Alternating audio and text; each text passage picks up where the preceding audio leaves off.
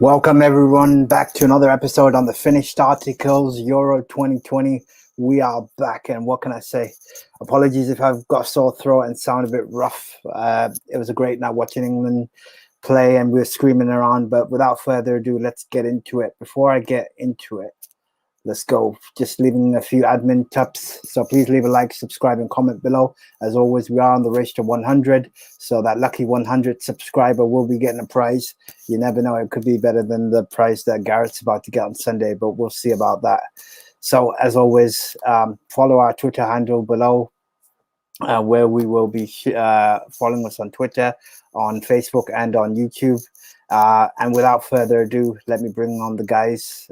Here we go. First of all, we got Mr. Richard Holm. How mate, how's things? Silly question, isn't it? How's things, mate? How's things? I think we all know how things are. And let me bring on Mr. Adam as well. How you doing, boys? How you doing? You all right, mate? Awesome, boys. A Awesome. little bit rough, but yeah, worth it. We've definitely had worse nights. Yeah. Good. So, you know what? I'm going to bring up the first banner and topic. England beat Denmark in extra time. Guys, what do you reckon? What are your thoughts? Thoroughly deserved. Over the course of the 120 minutes, I think we were by far the better team. And it was just a case of, for me, it was a case of when, not if. Yeah. I wish it'd become a little bit sooner, though. I mean, the old nerves were going a little bit, Didn't need it to quite drag on like that, but... It's like deja vu, like there's like Euro 96 all over again. And I take extra time, but we actually played well. I thought the goal was coming, even if the penalty didn't come. I thought we would have found a way to win. Before it just seemed like it was coming, didn't it? Yeah, no, I think we had chances. I think once we got back into it, I didn't see Denmark really cause as much of an issue. It was a case of trying to break down. I mean, Sterling had a couple of chances. I think the first one Adam commented on it. He said he hit it straight at the keeper. Harry Maguire also had a header cleared off the line. So go on, Rich. What you said? Yeah, I was just saying, with that save, Schmeichel really just did what you'd expect a keeper to do. Just came off his line, made himself big, and got in the way of it. Like the commentator called it a fantastic save, which I suppose I wouldn't have gone with that.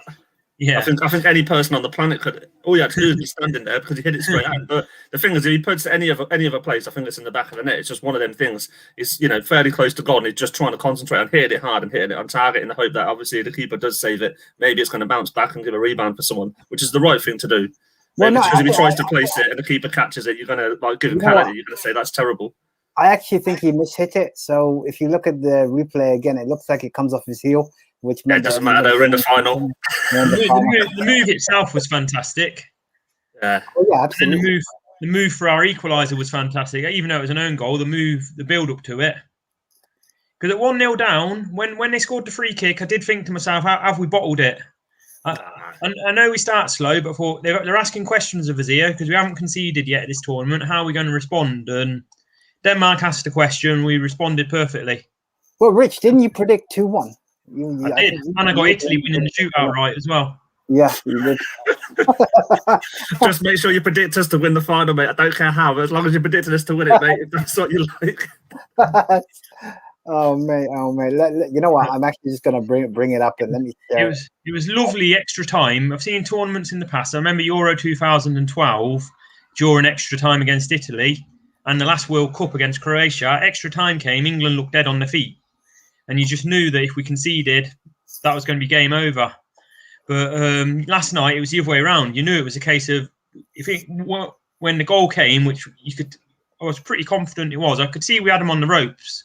We had them on the ropes probably from halfway through the second half. I thought. Yeah, but Denmark made a lot of early changes though, didn't they? Whereas Southgate sort of hung on and he made them very late on. You know what? He made a few minutes extra time. You know what he did? I didn't realise, but he brought Grealish on. And then he took him off. Tactically there, that was... Someone said that's the right thing to do. It was the right thing to do. Yeah, absolutely. Any other time, though, you'd slate a manager for that, though. You'd say, why the hell are you taking off a play you've not long brought on? But, end of the day, you just want to see it out from that point. You're not thinking about penalties. You're thinking about, right, we've got the lead. We just hold on for this now. But you know what? We took the lead, and then we had a couple of chances where I thought we could actually go and score a third. So I don't know whether we just decided to shut up shop, but it was kind of weird because part of me was like, let's go kill it off. And the other half was like, don't do anything stupid and give the ball away. So I was like, I I was in jitters yesterday. But the players were doing exactly that, though, weren't they? They were being patient and waiting for the opportunities because they didn't have to force them, and the opportunities came, and we did actually go for goal rather than just put it in the corner. Yeah, exactly. Denmark didn't really put England under any really pressure after that, so it was really a case. To be honest, 2-1 up, the only thing that was going to cost us was if we made a mistake. So if we kept possession, didn't make any sloppy passes or giving the ball away, I mean, we knew we were going to be fine because we were just fitter. We just seemed they were dead on their feet. We just seemed the fitter of the two sides. We'd managed to game better. It was a silly free kick that cost us in the first place, though, because that you shouldn't be conceding not daft ones like that. Not when you know they've got dead ball specialists. Well, the funny thing is they had the original free kick, and then the referee pulled it back for another one. So I was like, "Well, hang on a second, what's going on here?"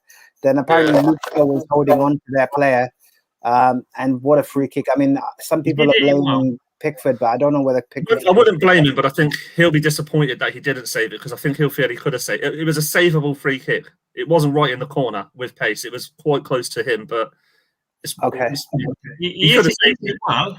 He did it free kick well, but they are saying, I didn't know this, but apparently there's been a rule change where the attacking player has to be a yard away from the wall.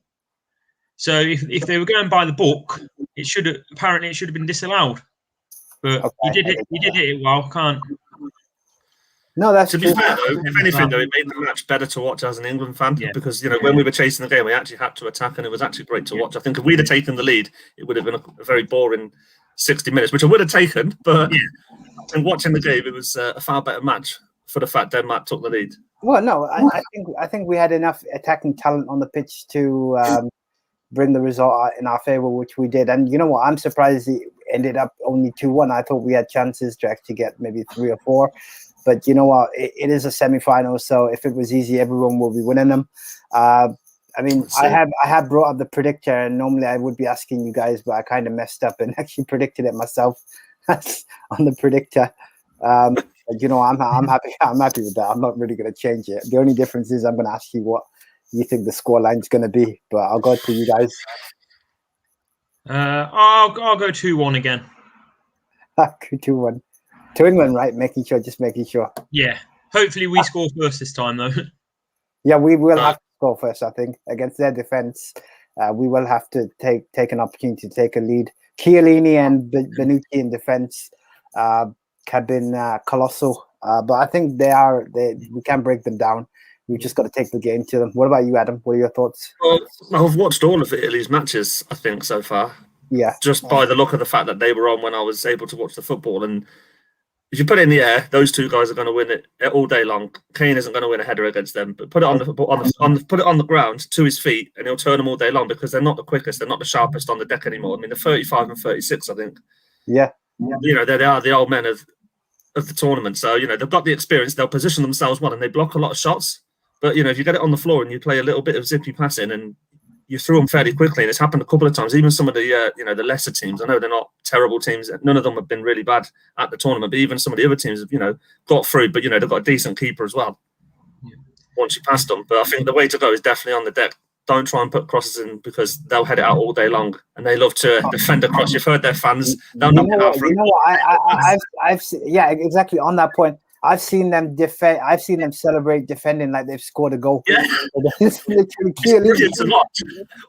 Yeah. Kane to score a brace and to win the Golden Boot, to go with Pickford's Golden Glove award that he's already secured. That would be ideal. Yeah, I mean, it's going to be a very, very tight game. I wouldn't be surprised if it went extra time. I really don't want it to go pens, but I can see it going extra time. I can see it being decided in extra time, though, and it'll come down to the subs again. And so far, I think Southgate's got it spot on, I would say, in all but one, and that was Scotland. Scotland, he had a nightmare. They all did. All of our attacking players, and the fact that he didn't make enough changes, that was the one game that we thought everybody got it wrong. But since then, it's been bang on the money. No, that is true. That is true. I mean, I'm actually going to go 2-0, and I'm going to go Maguire's actually going to score a goal this time. And then, you know what? I have to give Sterling an opportunity to get a goal back because he played a blinder yesterday without scoring. And the funny thing is, I was getting frustrated at him with his mazy runs, and it was his mazy run that won us the penalty. So whether people debate it or not, clear penalty. I've watched it back, and I think the initial contact isn't a penalty, but he's then barged from the side into the side of his leg. So he's been clipped on his right leg. Well, he looks like his right knee, and then he's been charged into on his left side. Okay, it might not be the biggest amount of contact, but it's still a penalty. He's been fouled twice, 2 little ones. It's not like he hasn't been touched. The fact is, the referee gave it, and they'd have to do something dramatically wrong to overturn a referee's decision. We should have had one earlier on as well. People were saying he wasn't touched, but I mean, if he wasn't touched, VAR would have overruled it and the ref would have booked him. But you can see on the replay he was touched twice. I mean, okay, minimal contact. You can argue, okay, it was soft, but it's still a penalty. Yeah, they're giving up. They're giving up. I have a question to ask. So you guys saw that Harry Maguire got booked early in the game. Did you think that was a yellow card? Because I have no idea why he got booked. I'm not quite sure. It seemed a bit of a strange one because there were a couple of other fouls the other way that were bookings, and I would say they were on par. Yeah, with Maguire. So I think there was a little bit. There was a lack of consistency. Maybe the referee just got overexcited, pulled out the yellow card, and then thought, maybe I should have done that. Here's an interesting fact. The same it's really unusual for the same referee to manage or referee the same opponent. So I believe he managed us against Germany as well. So when we won 2-0. So that's an interesting fact I learned yesterday. But you know, I'll happily send him a Christmas card now after that. I mean, I'll be honest. I think across the tournament, though, I think a lot has to be said for the referee. Normally we complain about refereeing, but I can't think of one major controversial decision that they've got wrong. And there's still one game. But VAR haven't really had to overturn anything that I can think of. I mean, certainly in the matches I've seen, I haven't seen VAR turn around and go, no, the ref's got that wrong and gone against the officials. So that shows that the standard's been pretty good across the board. No, that is true. That's true. I mean, who do you think the key standout player is on Sunday for England, if you had to call it now? I think it's going to come down to Sterling. Sterling and Kane. Okay. It depends which Sterling turns up. If it's the Sterling that played against Scotland, we're not going to win. If it's the Sterling that's turned up for the last 2, we'll win it. Yeah. I think that's the difference. I think he had a very, very poor game against Scotland. Probably our worst player on the pitch. And he's the bookie's favourite to be the player of the tournament, isn't he? And I say, apart from that Scotland game, probably deserves it. You know what? They might give him a night after the tournament as well. Sir Gareth. Adam was busy. Adam was getting excited yesterday. I saw his WhatsApp messages. He was getting busy to. So I'm not going to mention on the thread, but it was good for a change to be laughing and winning a semi-final as opposed to. But I mean, what do you reckon the lineup will be on Sunday? Do you reckon he'll make major changes, or is he going to stick with the same guys he's tried? The only change he might make would be Saka. Yeah, he's the only one where I think he may decide to put somebody else in. But it all depends, hasn't he?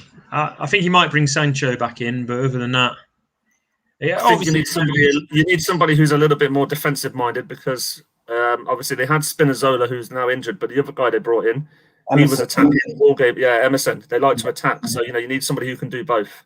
And I'm just not sure whether Saka does the job. He's great going forward. Didn't look as great on the defence, moving backwards, trying to track them last night. No, I know they didn't create a lot, but he just didn't look like he was comfortable playing that role. And maybe he'll just put somebody else in there. Maybe he'll put Sterling on the right and go with Grealish on the left. Causing problems on that side. Question. Do you actually think he'll start Sterling because he's resisted the clamour from a lot of people to start Sterling, and what he did yesterday shows guts because he made the unpopular decision, if you like, but he got the job done. Yeah, I mean, you can't really knock Sterling though because he's played really well. I mean, I think he had his best game of the tournament in our last match. Not last night, but in the last game, and he didn't even score. Against Ukraine, I would say that was his best game, and he didn't even score. That's true. He didn't do anything wrong. Like in every other match, I'd say he's played one sloppy pass. And obviously the Germany game, there's that standout one where Muller went through. But he did that in some of the other games as well that he scored in. It's not as if he hasn't done it already. But yeah, Ukraine, I don't think he put a foot wrong. I don't think he did anything particularly wrong last night. Maybe the only thing you can probably question is he doesn't pass it off often enough. Kane makes these great runs. And you think, just feed him. He just holds on to it. It's just so frustrating. But then he scored goals. When it comes off for us, he's fantastic. Exactly, it ends up in the back of the net. So you don't really want him to stop it because he'll have 4. I remember that one chance that Kane had, and he was on the edge of the box, and he collected it. I think gave it to Calvin Phillips, who shot over. And I'm like, that's the type of position Kane needs to be in. So he needs to be the one receiving the ball because he's our main centre forward, if you like. I mean, you know, the funny thing is that Dominic Calvert-Lewin has not even made the bench in any of the games. I don't think he has. Came on, didn't he, against Ukraine? Okay, yeah. Yeah. He had about 10 minutes. He used the subs well that game, Southgate did. Well, yeah, he had to protect them against the yellow card, so he did well in that game. And I think defensively we've been quite good. I mean, looking forward to see it. I think Luke Shaw played well as well. Walker had a good game. Yeah, Walker cleaned up a lot last night. A couple of times that ball went over the top, and you know you're thankful you've got someone with his pace there. Yeah, especially in the first half, they were through. I think, and Walker had to rush back. I don't think Italians have an out-and-out striker, do they? They've got Immobile, haven't they? But he's not the quickest. He's not. The top scorer is on 2 goals, I think. Yeah. So they must have had at least 6 different players score for Yeah, them. but, you know, Italians are great at acting. They love going on the floor, rolling down, especially their keeper. Gamesmanship is part of football these days, but when I saw Italy against Belgium the other day, it was almost like it was too much the rolling around. No, but they will do anything. I'll tell you right now, Chiellini will do anything to win. So he's your old school defender, so he doesn't really care. He's going to take you out. He's going to take you out. So it's good. I think we have to be a little bit quicker in our passing as well, because we know that we can catch them on the break, and if we can score first, it'll be interesting. I mean, it's good that we went behind yesterday because it shows that we had character. And eventually, like we said, we had to concede a goal, even though I wouldn't have wanted it that way. But well, if that's the only goal we concede, I'll take that right now. At the end of the day, we know we can come back from behind, though. Yeah. Now, hopefully, we don't go behind on Sunday, but at least we know we've got it in us to fight back. So Rich, where are you watching the game on Sunday? What are you guys thinking? I've got a few options. I'm holding out slim hopes to getting a ticket. I'm frustrated because I've got enough caps to have got a ticket through the England Supporters Club, but because I'm not in the travel club anymore, I won't be able to get one that way. So it's either pay a fortune on the UEFA website. Yeah. I've entered a ballot to go down to Trafalgar Square and watch it. You need a ballot to go to Trafalgar Square and watch the game? Yeah, these days it's all this COVID stuff that's going on. But I've been to... in a week's time, though, you won't need it, though. So frustrating, isn't it? It's a week, man. They should bring the restrictions forward a week. I've got a few options. Might go down the Weavers. I might pop round Adams, if Adams in. How did Andy get a ticket, then? He's in the travel club. Okay, he stayed in and you dropped out. Okay. Yeah. I think my dad's got one. Okay, fair enough. But, okay, so we're all going in England win. I'm going 2-0. Rich is going 2-1. What about you, Adam? I think it'll be extra time job. So I think 1-1 full time, and then hopefully we'll get another sneaky, dodgy penalty. I don't care how it goes in. 2-1. You don't want penalties, but you want a dodgy penalty to go out. Oh yeah. I'll take it however it comes. I don't care if the referee hoons it in 30-yard volley. If we say for argument's sake that it was the incorrect decision, I think it was a penalty. But if we're going to empathise with the Danes and we say, okay, it weren't a penalty, justice was done because Schmeichel saved it at the end of the day. Harry Kane scored from open play, so justice was done. All right, actually, I got to talk to you about something. So we talked about this on WhatsApp. What's your thoughts on the fact that England have been charged for improper conduct? So apparently there was booing, there was fireworks, and apparently a laser was shone in the keeper's eyes. I don't mind the booing. I don't see a problem with that. I think personally that's not the worst thing, but you don't want to be seeing lasers at the game. That's just stupid. Or fireworks. Fireworks is the sort of thing that how should do you be get fireworks controlled. in the ground? I don't understand how you get fireworks in the ground anyway. Maybe they're not allowed to do not allowed to do personal checks like they used to because of COVID, maybe. I think that's anything I can think of. Because you normally search very, very well, aren't you, on the way into these grounds? I know normally when I've been there for the City finals, they've searched on the way in when you've got any sort of backpack or anything. So I can't imagine you can fit fireworks in your pocket. Yeah, I was about to say that. I'm not a massive fan of booing national anthems. I think it ain't the worst thing in the world, is it? It's not the worst thing in the world, but at the same time, I'm not a massive fan of it. I sort of think respect the anthem, then give them. Then have the banter with the opposition. The thing is, though, it's not just England fans that do it, though. If you look at some of the other games, they do the opposition.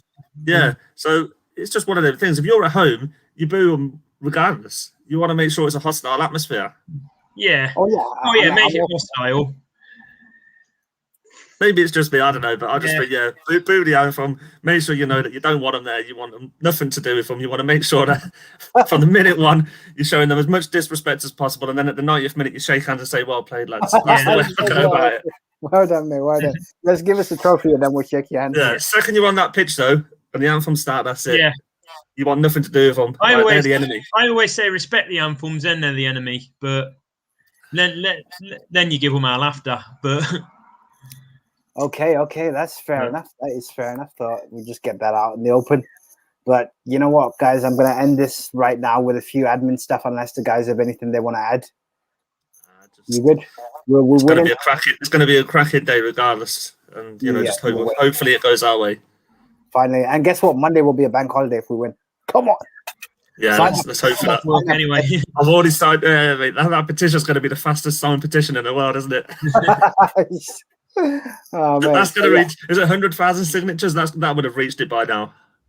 Yeah. No, we practically need 66 million to sign it and just say, listen, we're taking Monday. Monday. I saw it on Sky News that in Whitehall they're already talking about having it as a bank holiday. So they've obviously seen the petition going around and thought, yeah, why not? Let's have a day off. Mate, let's be honest. No one's going to be up for going to work on Monday morning. I know someone started a petition of Denmark fan to get the game replayed. Come on, let's well, if they want that replayed, I want the quarterfinal in '86 replayed. Yeah. And the Germany game from 2010 replayed. Yeah. And France '98 against Argentina replayed. Yeah. Pretty much. A couple of games against Portugal replayed. There's a few I want replayed if that's getting replayed. Nice. Well, guys, you know what? We're going to end it now. So as always, please leave a like, subscribe, and comment. We are on the race to 100th, as mentioned before.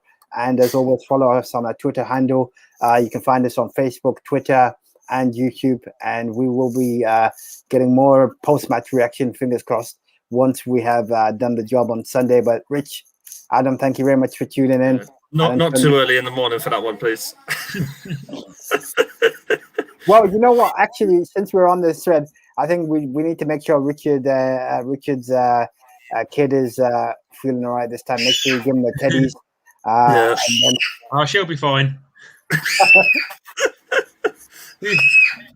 Who's screaming in the background this time? That's Freddie.